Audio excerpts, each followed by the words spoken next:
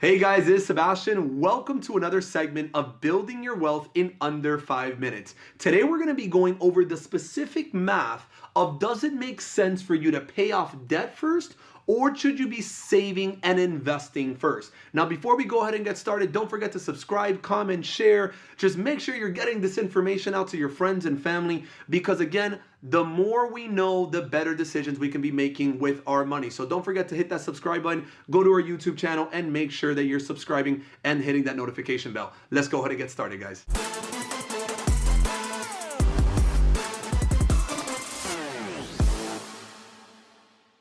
Yes, I know it might come off a little bit offensive, but yes, our parents, our grandparents have been wrong all along. You see, unfortunately, many of them are always telling us that debt is bad. And if you have debt, you're not going to heaven, you're going to go to hell.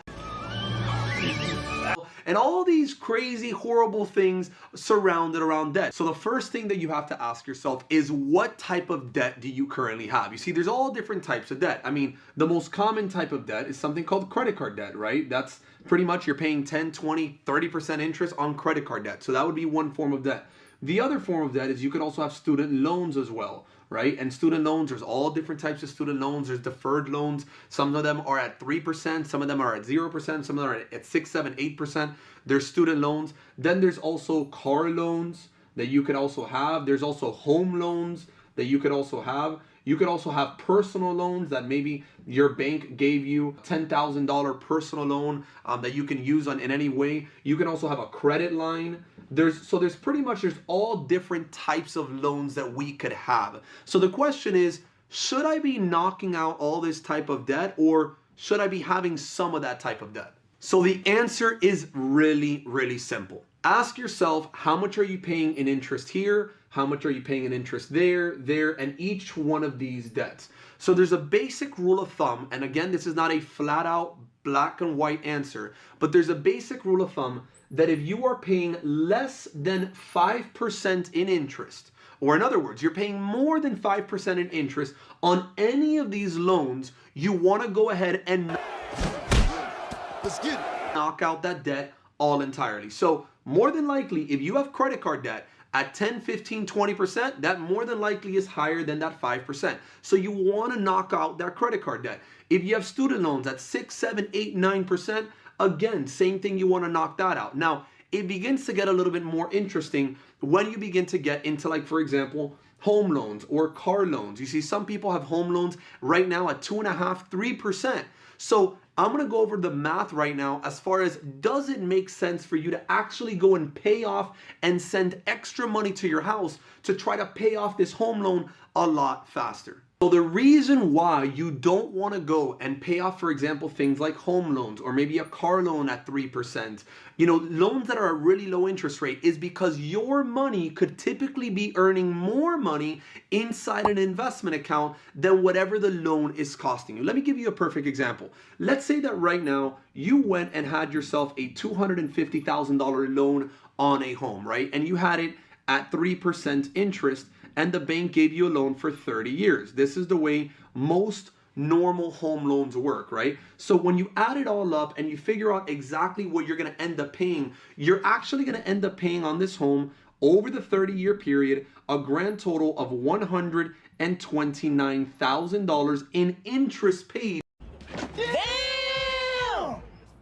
on that home. So this is the reason why people like to grab an extra $500, an extra $1,000 a month, and send it to the loan because they want to not have to pay that $129,000 in interest. Okay, so I'm about to get a little bit technical. So let's say that right now you had an extra $500 per month that you would like to send to the loan to pay it off faster. So let's say you got the loan for 30 years and you started sending every single month those $500. What will end up happening is you will actually pay off the 30-year loan. You'll actually pay it off in 17.25 years. That means you're gonna pay off the house about 12, 13 years faster. By you paying off this home a lot faster, you're actually gonna save yourself from the $129,000 in interest. You're actually gonna save yourself $59,000 in interest because you paid off the property a lot faster. But you see, this is where it gets a little bit more technical.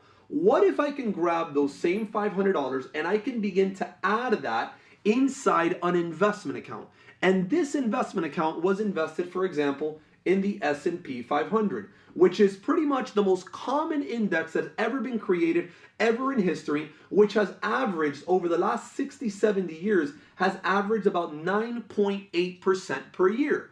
So you see, this is what's going to end up happening. You're going to end up having, after 17.25 years of you putting in those $500 into this bucket every single month for 17.25 years, earning 9.8%, you would have, at the end of those 17 years, you would have a grand total of $238,805.